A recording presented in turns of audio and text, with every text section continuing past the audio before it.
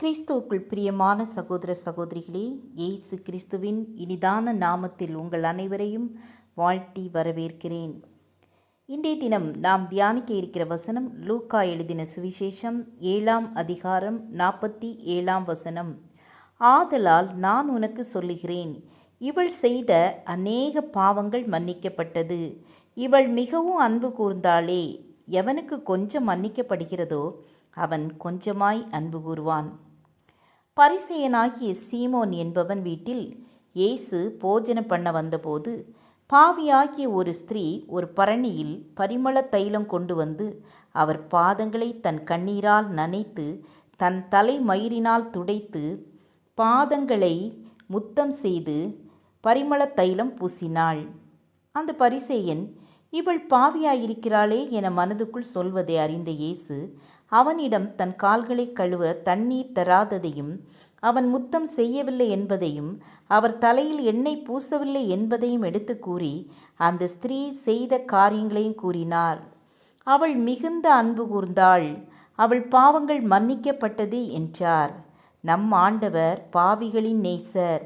நாம் நமது பாவங்களை உணர்ந்து மனஸ்தாபப்பட்டால் அதை மன்னிக்கும் தேவனாய் இருக்கிறார். தன் அன்பினால் நம்மை மன்னிக்கும் தேவனிடம் நாமும் மிகுந்த அன்பு கூற வேண்டும். ஆபிரகாம் லிங்கன் அரசியல் எதிரியான கான்ஸ்டன் என்பவர் பொது இடங்களில் அவரை தாக்கி பேசுவது வழக்கம். ஆதி மனித குரங்கு, கருப்பு கோமாளி என கூறி அவர் உருவத்தை கேலி செய்து வந்தார். ஆனால் லிங்கனோ அவரை இராணுவ மந்திரியாக நியமித்து அவர் திறமைகளை புகழ்ந்தார். அந்த அன்பின் செயல் கான்ஸ்டனுடைய உள்ளத்தை உடைத்தது. கான்ஸ்டன்டைன் ஒரு புதிய மனிதனாக மாறினார். தன்னை மன்னித்து உயர் பதவியை கொடுத்த லிங்கன் மீது மிகுந்த அன்பு கொண்டவராய் லிங்கனின் திட்டங்களை சிறப்பாய் நிறைவேற்றினார். ஆபிரகாம் லிங்கன் மரணமடைந்த போது தேம்பி எழுத கான்ஸ்டன், உலகத் தோற்றம் முதல் இன்று வரை லிங்கனை போன்ற அன்பான திறமையான ஆட்சியாளன் இருந்ததில்லை என சாட்சி கொடுத்தார். ஆம், எனக்கு அன்பானவர்களே, நாமும் லிங்கனை போல நமக்கு தீமை செய்தவர்களை மன்னிக்கும் மாண்பு வேண்டும். மன்னிப்பவர்களும் மன்னிப்பு பெற்றவர்களும் ஒருவரில் ஒருவர் அன்பு கூறும்போது ஆண்டவர் அகமகிழ்வார். இயேசு கிறிஸ்துவும் நம் பாவங்களை மன்னித்து அன்பு கூறுகிறவராய் இருக்கிறார்.